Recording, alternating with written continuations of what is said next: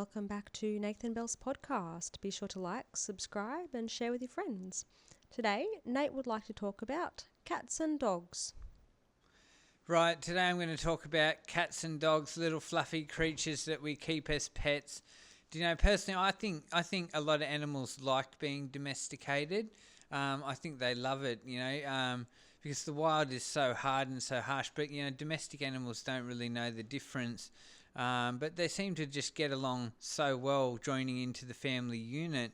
It's like I wish we could domesticate more animals. I wish we could domesticate lions and stuff. I have a pet lion or a pet tiger, big cat. I think animals love being domesticated. Horses love being domesticated. I think they love living with us as long as they have a good owner.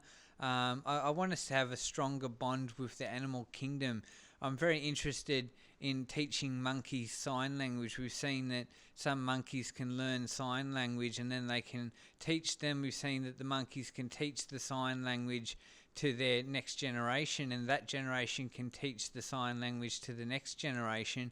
So why aren't we out there teaching the whole animal kingdom sign language so that we can form a stronger bond with the natural world and communicate with the animals? I bet if we could teach all the animals how to communicate their thoughts about us, they'd tell us to get stuffed because we're destroying the planet. I don't think the wild animals like us much, and they'd probably tell us to bugger off if they could communicate with us. But I wish we could go out and talk to the animals more, or develop some sort of telepathy so we could communicate with them, because they're a part of the world's community as well. The animals are a part of the global community. We're always so human-centric, but we love the pets we have in our house, and I've had a number of dogs over my life. My last dog died about 9 years ago, and I haven't had a pet since.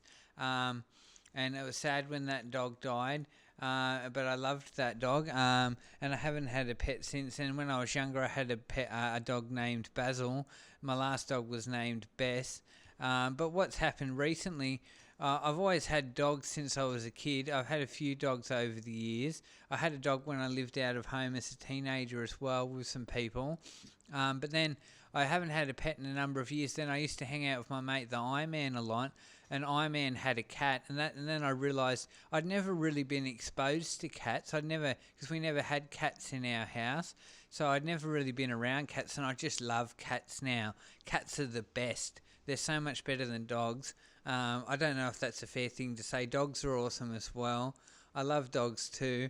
Dogs are like friendly and playful, and they get up and down, they jump on you, and that's great, and that's nice if you want to have like a permanent child around all the time who's jumping on you and playing games all the time and play fetch. But cats are so independent, they just wander around and they come up to you when they want to give you some affection, and the rest of the time they just mind their own business. But they love getting cuddles as well. And they're so mystical, cats. I've become this real cat person. I swear cats are in touch with some spiritual realm. I can see why the Egyptians thought they were a mystical, magical animal. So I think I don't live in suitable accommodation at the moment to have a pet. I've only got a bedsit apartment, one room and a separate bathroom, so I couldn't really have a pet.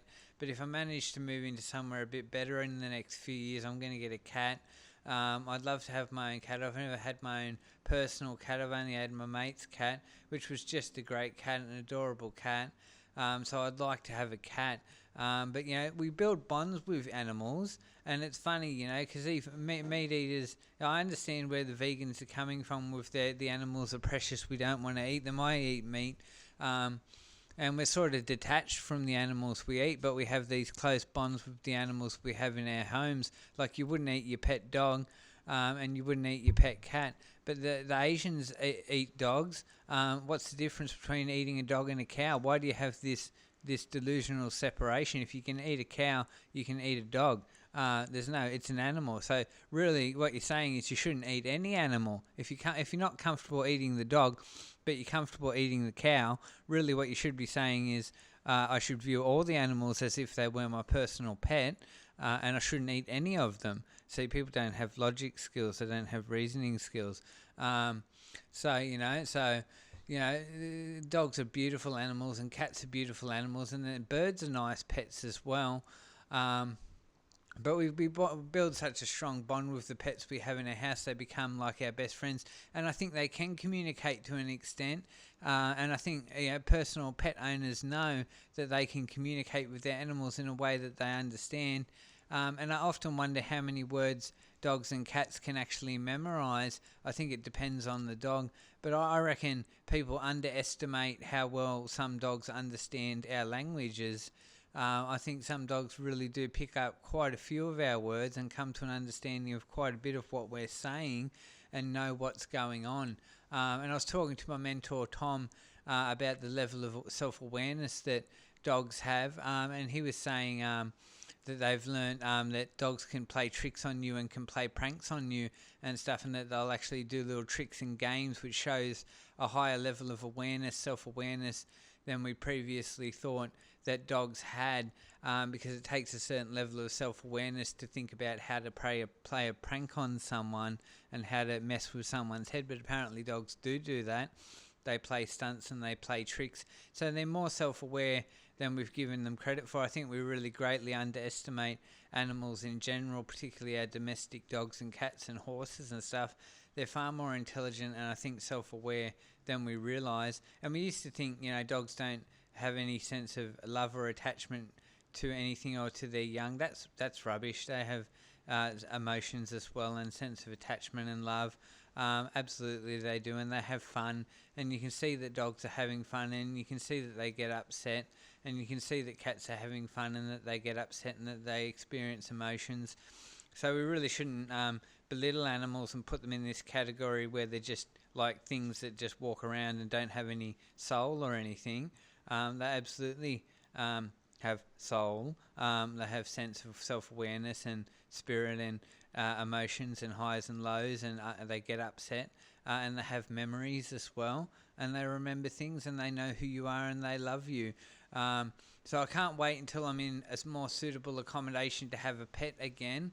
I'll be getting a cat this time because I'm really eager to have my own cat. I'd like to have a cat. I've come to really love cats now.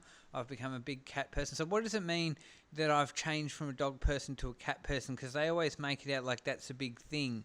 They say, oh, you're either a dog person or you're a cat person, and it says something about your personality.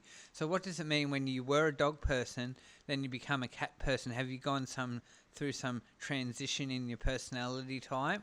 Have I changed to become a cat person, and is that reflective of changes in my psychology? I don't know, but I'm definitely gone from being a dog person to a cat person now, and now I want to have a cat. But I also could have another dog easily. I'd love that, but it will have to wait until I'm in more suitable accommodation than a bedsit apartment with no backyard, unfortunately. So there's some thoughts about cats and dogs. Bit of a fun video this week. So drop a comment in the comment section what you think about that.